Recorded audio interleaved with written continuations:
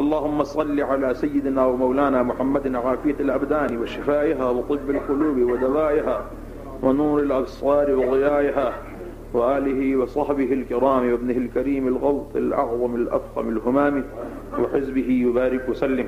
حضرت امام بدر الدین عینی رحمہ اللہ تعالیٰ نے عمدۃ القاری شرح بخاری میں یہ لکھا ہے کہ جس وقت سید عالم نور مجسم شفیع معظم صلی اللہ علیہ وسلم ہجرت کر کے مدینہ شریف پہنچے، مدینہ شریف میں ہر ایک شخص آپ کی میزبانی کے لیے تڑپ رہا تھا اور ہر ایک چاہتا تھا کہ محبوب میرے گھر میں تشریف فرما ہوں. فیصلہ یہ ہوا کہ اونٹنی جس گھر کے سامنے بیٹھ جائے گی رسول اللہ صلی اللہ علیہ وسلم اسی کے مہمان قرار پائیں گے. تو اونٹنی حضرت ابو ایوب انصاری رضی اللہ تعالی عنہ کے گھر کے سامنے بیٹھ گئی. ایک شخص جن کا نام جبار تھا، انہوں نے اپنی محبت کا اظہار کرتے ہوئے اونٹنی کو پاؤں کی ٹھوکر سے اٹھانا چاہا تو حضرت ابو ایوب انصاری رضی اللہ تعالیٰ عنہ بول پڑے، لولا الاسلام لضربتک بالسیف، اگر درمیان میں اسلام رکاوٹ نہ بنتا تو تمہاری اس حرکت پر میں تمہارا سر تن سے جدا کر دیتا. عن منزلی تنخسہا، کیا تم میرے گھر کے سامنے اس اونٹنی کو اٹھانا چاہتے ہو اور اپنی طرف لے جانا چاہتے ہو؟ اس پر بحث کرتے ہوئے کہ اونٹنی وہاں کیوں بیٹھی. اور بھی بڑے مکانات تھے. امام بدر الدین عینی رحمۃ اللہ علیہ نے شرف المصطفیٰ صلی اللہ علیہ وسلم کے حوالے سے اس طویل داستان کو لکھا جو نبی اکرم صلی اللہ علیہ وسلم کی آمد سے کئی صدیاں پہلے کی محفل میلاد کی داستان ہے. وہ لکھتے ہیں کہ جس وقت طب اول جو یمن کے حکمران تھے وہ رسول اللہ صلی اللہ علیہ وسلم کی ولادت سے 1000 سال پہلے مکہ شریف آئے اور مکہ شریف سے انہوں نے یثرب کا سفر کیا. جب یثرب میں پہنچے وہاں اس وقت کوئی آبادی کا نام و نشان نہیں تھا اور بیماریوں کی وجہ سے اس علاقے کو یثرب کہا جاتا تھا. طب اول کے ساتھ تقریباً 400 جید علماء کرام تھے جو اس وقت کے آسمانی علوم کے ماہر تھے، جو نابغہ روزگار بھی تھے اور نہایت پارسا انسان تھے، چونکہ وہ 400 کے 400 شادی کے بغیر اپنی زندگیاں بسر کر رہے تھے. تو طب اول کو انہوں نے ایک میٹنگ کے بعد یہ کہا کہ آج تک آپ جہاں گئے ہم نے تمہارا ساتھ دیا، مگر اب ہم آپ کے ساتھ دینے سے ساتھ جانے سے ہم معذرت خواہ ہیں، ہم اسی جگہ پہ رہنا چاہتے ہیں جہاں ہم پہنچ گئے ہیں. سألہم عن سر ذالک، تو طبہ نے پوچھا اس کا سبب کیا ہے؟ میری حکومت، میری جاگیریں، میرے خزانے یمن میں سب کچھ ہے اور آپ اس ویرانے میں کیوں رہنا چاہتے ہو؟ تو انہوں نے کہا ناجدو فی کتبنا نبیا اسمہ محمد صلی اللہ علیہ وسلم حاضی دار مہاجرہ، ہم نے اپنی کتابوں میں ایک نبی صلی اللہ علیہ وسلم کا نام پایا ہے، ان کا اسم شریف محمد صلی اللہ علیہ وسلم ہے. ان کے بارے میں ہماری کتابوں میں لکھا ہے کہ وہ ہجرت کر کے اس جگہ آئیں گے. ہم نے اس جگہ کی ساری علامتیں دیکھ لی ہیں، تو اگرچہ ان کی ابھی جلوہ گری نہیں ہوئی مگر ہو جائے گی. ہم اس انتظار میں ہیں، ان کا میلاد ہوگا، ولادت ہوگی، دنیا میں تشریف لائیں گے تو پھر ہجرت کر کے یہاں بھی پہنچیں گے. تو اگرچہ بات بڑی لمبی ہے مگر انتظار میں بیٹھنے کی لذت بڑی ہے. ہم آج سے ہی ان کی آمد کا انتظار کرتے ہیں اور ہم اس جگہ موجود رہیں گے. لعل ان نلقاہ، شاید کہ ہماری ان سے ملاقات ہو جائے. ان سے ملاقات کے لیے ہم ترس رہے ہیں، تڑپ رہے ہیں. ہم نے کتابوں میں ان کے بارے میں پڑھا ہے. اب دیکھو ابھی رسول اللہ صلی اللہ علیہ وسلم کی ولادت نہیں ہوئی، 1000 سال پہلے 400 فضلاء بیٹھ کے محبوب کی آمد کا ذکر کر رہے ہیں. یہ محفل میلاد نہیں تو اور کیا ہے؟ یہ سید عالم نور مجسم شفیع معظم صلی اللہ علیہ وسلم کا ذکر پاک اتنے بڑے اجتماع میں اور اس انداز کے ساتھ کہ ہم ان کا دیدار چاہتے ہیں، ہم ان کے انتظار میں رہیں. طب اول نے یہ سنا، ایک تم ہی تو نہیں ہو محبت میں خستہ حال، اس راستے میں اور بھی آشفتہ سر ملے. میں یمن میں جا کے اپنی بادشاہت کو کیا کروں گا، میں اس سلطنت کو کیا کروں گا، ان جاگیروں کو کیا کروں گا؟ اگر تم یہاں ان کے انتظار میں ہو تو میں بھی یہاں ان کے انتظار میں رہتا ہوں. تو طب اول نے نبی اکرم نور مجسم شفیع معظم صلی اللہ علیہ وسلم کے انتظار میں وہاں رہنے کا ارادہ کر لیا۔ اب اس کے بعد وہاں انتظامات شروع کر دیے۔ بنا لکل واحد دارا، طب اول نے اپنے خزانے منگوا لیے اور کہا یہ جو 400 فضلاء ہیں جو حکیم ہیں اور فراست اور تدبر سے لبریز جن کی زبانیں ہیں، ان کے لیے یہاں گھر بنایا جائے۔ تو ہر ایک شخص کے لیے، ہر ایک عالم کے لیے طبا نے مدینہ شریف جہاں آج ہے اس جگہ پر ایک ایک گھر تعمیر کیا، اور یہ سارا بندوبست محفل میلاد کے لیے ہو رہا تھا۔ آج کوئی تھوڑا سا بندوبست کرے، لوگ بدعت اور شرک کے فتوے لگانا شروع کر دیتے ہیں۔ وہاں جب گھر بن رہے تھے، مزدور لگے ہوئے تھے، مستری اینٹیں لگا رہے تھے، تو تصور کیا تھا؟ تصور یہ تھا کہ محبوب علیہ السلام کی دنیا میں جلوہ گری ہوگی، وہ پھر یہاں تشریف لائیں گے۔ تو طبا نے صرف گھر ہی نہیں بنائے بلکہ گھر والیوں کا بھی اہتمام کیا۔ اس نے 400 خواتین اپنے پیسوں سے خریدیں اور ان لونڈیوں کو آزاد کر کے ہر عالم کے ساتھ ایک کی شادی کر دی۔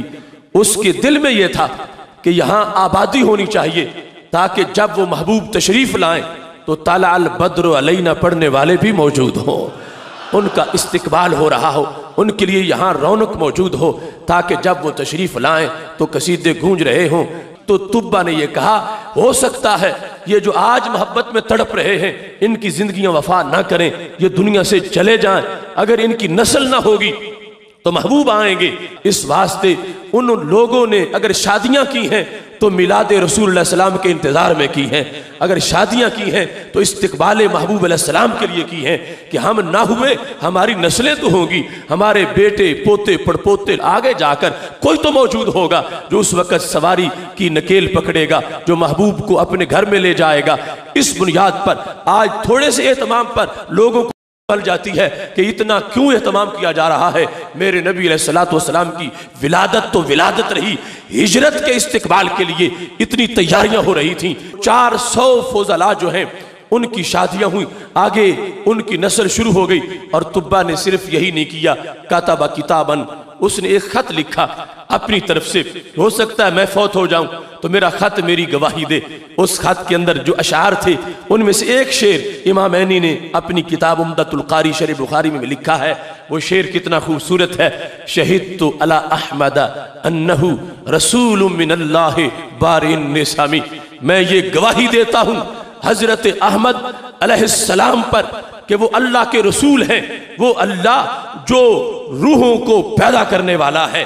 شہدت علی احمد انہ رسول من اللہ بارئ النسام، انہیں خود اپنی نبوت کا کیوں نہ پتا ہو، جن کے پہلے 1000 سال تڑپنے والے غلاموں کو بھی ان کی نبوت کا پتا ہے، اور ساتھ یہ گواہی دے رہے ہیں کہ میں گواہی دیتا ہوں تاکہ جب قیامت کے دن لوگ اشہدو کہہ کے ان کی رسالت بیان کریں، اگرچہ میں نے زمانہ نہیں پایا ہوگا مگر میرا خط گواہی دے گا کہ میں پہلے ہی ان کے دیوانوں میں اپنا نام لکھوا چکا ہوں۔ انہوں نے طبا نے خط لکھا، اور خط لکھنے کے بعد ان 400 علماء میں سے جو سب سے بڑے عالم تھے، جو ان کے رئیس تھے، جو ان کے سردار تھے، وہ خط ان کو دے دیا۔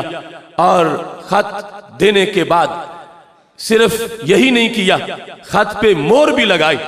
اور محبت کے اپنے اپنے انداز ہوتے ہیں، مور لگانے کا رواج تو اس وقت تھا، مگر یہ مور منفرد قسم کی تھی۔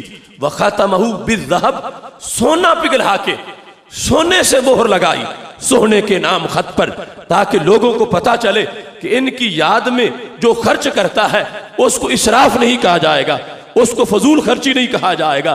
مہر تو سیاہی سے بھی لگائی جا سکتی ہے، مگر سونے کی مہر لگا کر میلاد منانے والوں کے نام حضرت طبا نے اور پیغام بھیج دیا کہ جب ولادت ہو جائے گی اس وقت ماننے والے اگرچہ بڑی محبت کا اظہار کریں گے، مگر ولادت سے پہلے والوں کو بھی مت بھولنا۔ انہوں نے بھی خط لکھے ہیں محبوب کے نام اور سونے کی مہریں لگا کر اپنی محبتوں کا اظہار کیا ہے کہ یہ وہ محبوب ہیں جن کی طرف خط عام محبوبوں جیسے نہیں لکھے جاتے، سونے کی مہریں لگا کے جن کے نام خط بھیجے جاتے ہیں۔ حضرت طبا رضی اللہ تعالی عنہ نے وہاں ایک کوٹھی تعمیر کی، وَبَنَا لَهُ دَارًا، کہ جب میرے محبوب علیہ السلام ہجرت کر کے آئیں تو مکان پہلے موجود ہونا چاہیے. اور یہ دوسری احادیث میں ذکر ہے کہ وہ مکان 2 منزلہ تھا، حالانکہ اس وقت عرب کے رواج میں ابھی ولادت سے 1000 سال پہلے بمشکل کسی کو کوئی کٹیا نصیب ہوتی تھی یا 1 منزلہ مکان ہوتا تھا، لیکن اس بادشاہ نے جو ہمارے نبی علیہ السلام کے لیے مکان تیار کیا وہ 2 منزلہ مکان تھا. اور وہ مکان آگے پشت در پشت منتقل ہوتا چلا گیا، اور جب نبی علیہ السلام ہجرت کر کے پہنچے مدینہ شریف تو اس وقت وہ مکان حضرت ابو ایوب انصاری رضی اللہ تعالیٰ عنہ کے پاس موجود تھا. تو پتہ چلا، امام عینی کہنے لگے اونٹنی بلا وجہ نہیں بیٹھی، اونٹنی کے پیچھے پورا فلسفہ ہے. اور امام عینی کا یہ جملہ آج کے لوگوں کو دعوت فکر دے رہا ہے جو میرے نبی علیہ السلام کے علم کو ناپنے تولنے کی کوشش کرتے ہیں. وہ جانور محبوب کی اونٹنی کے علم کو تو دیکھ لے. تو سرکار نے لوگوں کا دل بھی رکھا کہ میں خود فیصلہ نہیں کرتا، لیکن جس نے 1000 سال پہلے محبت کا اظہار کیا تھا یقیناً وہ زیادہ مستحق ہے کہ میں اس مکان میں آج اپنے آپ کو لے جاؤں. اور یہ بات منتقل ہو گئی اونٹنی کے دل میں.